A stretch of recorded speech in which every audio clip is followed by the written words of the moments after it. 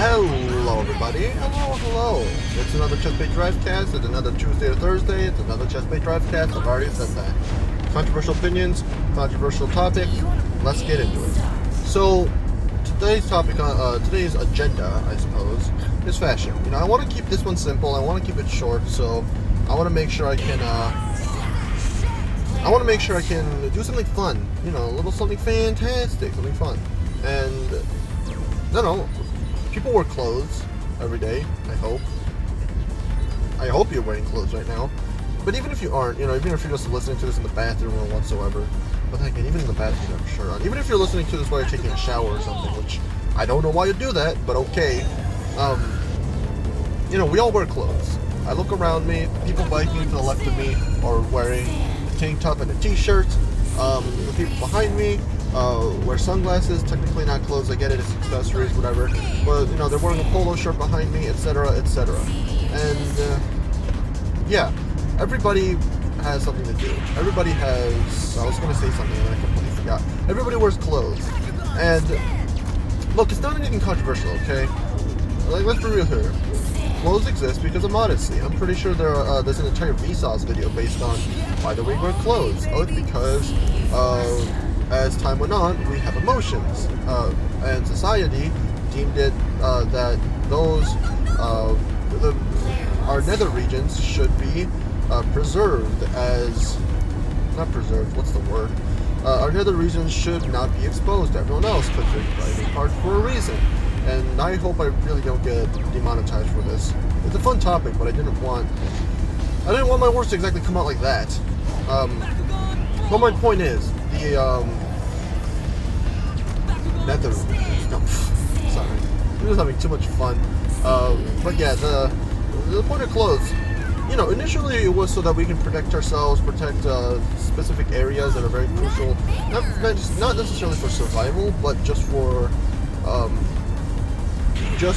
covering up certain spots that may be important to the, how do I say this, the support of future generations. That's the best way I can put it without being any inappropriate. Anyways, as time go on, you go from basic leather clothing to starting to have like armor and such. You know, you're starting to use certain metals to cover yourself up, and because of that, you have armor, you have chainmail. You know, it's just like Minecraft. You have the leather stuff, but you know, you can have cotton stuff. But at the same time, you know, you instead of textiles, you can also get into armor and such to protect you against enemy. That's a giant bee. And that leads to conquest and war and famine and death and yada yada yada.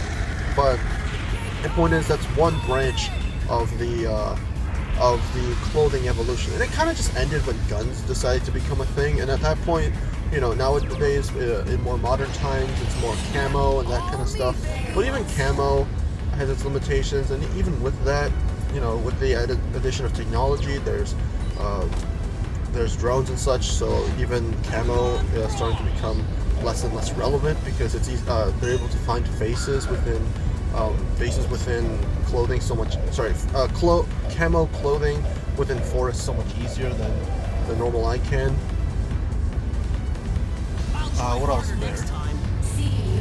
I'm trying to think of other topics off the top of my head, but I can't think of anything. But yeah, also another branch of modern fashion is old fashion.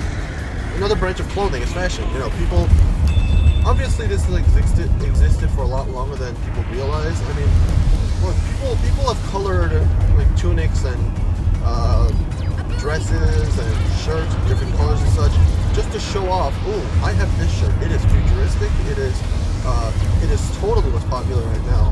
And that's kind of just determined by, I don't know how it's determined, if I'm being honest.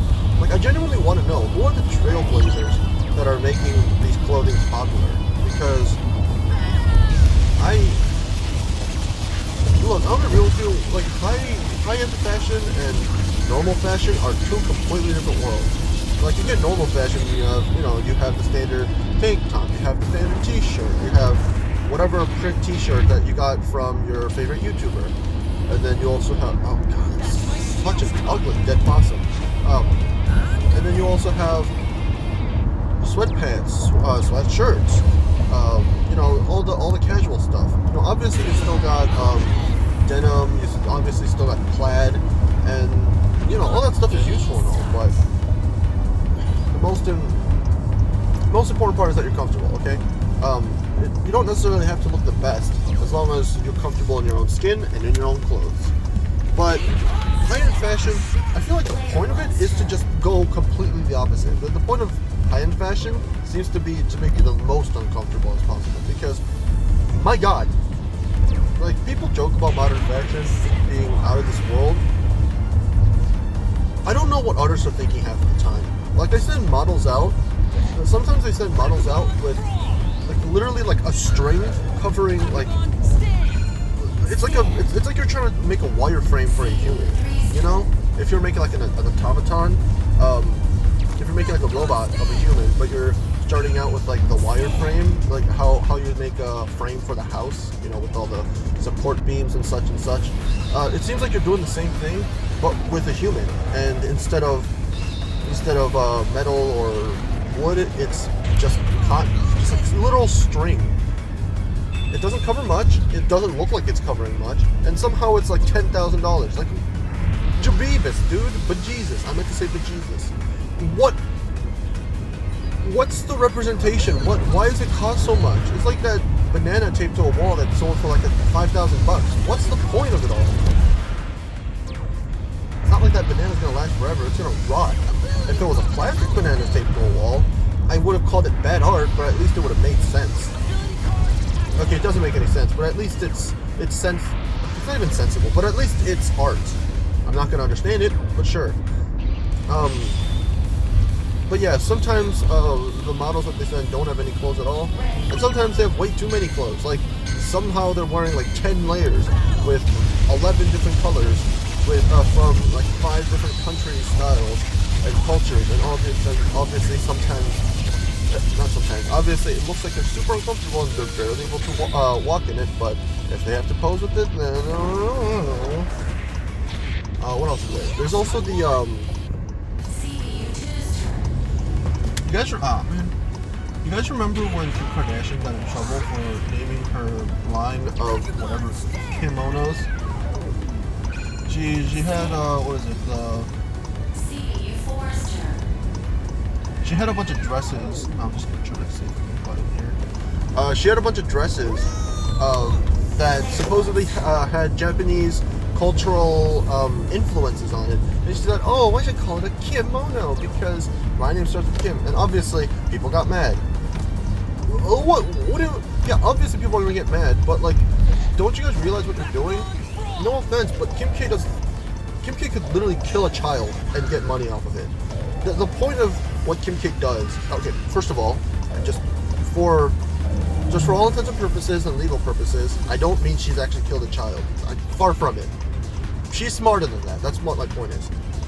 If she's gonna do something that's in bad taste, she does it on purpose to rile people up and let people know about the press. She's the definition of no press is bad press. It's not necessarily true, but she plays that to her advantage because she knows how to offend people, and from offending people, there's going to be other people that still buy her product.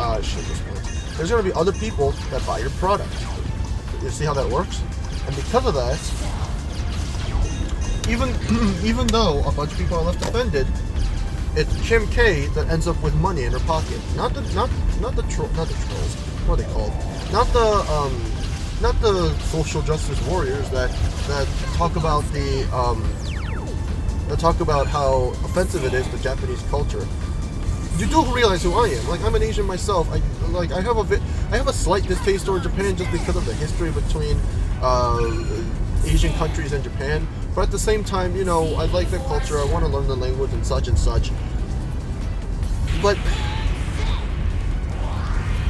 like, come on, you're really gonna get mad over Kim K, like, stupidly calling a kimono a kimono? Like, really? Like, we're really stooping down to dad jokes and puns, are we?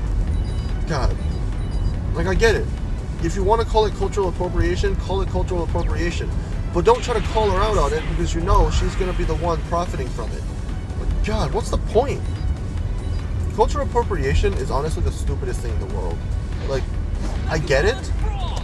I get how it works. I mean, Disney's been profiting off of it for years, and yet all the people that complained about the kimono don't talk about how the majority of Disney movies pay lip service to just barely pay lip service to the respective culture that they're trying to represent. Like, for example, I mean, I feel like the easiest example just to pick out is Pocahontas, just because, my God, Pocahontas might just be like the most offensive, the most unintentionally offensive Disney movie. That's what I should say. Because there's a bunch of Disney movies that just seem outright offensive. Pocahontas, they try to make a story about the Native American tribes, but they fail in every single aspect, and it's sort of hilarious.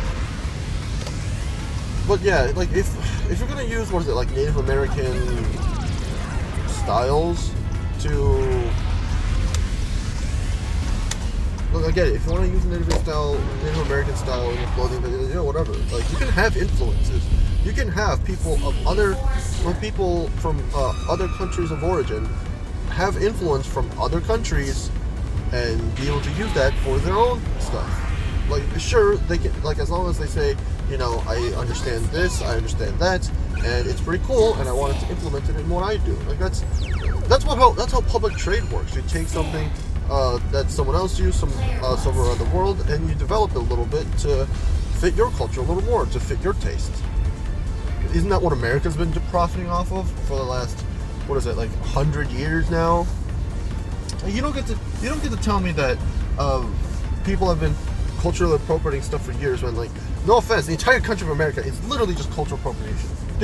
We have no culture. Everything we have is borrowed or stolen from other places, and we have no creativity.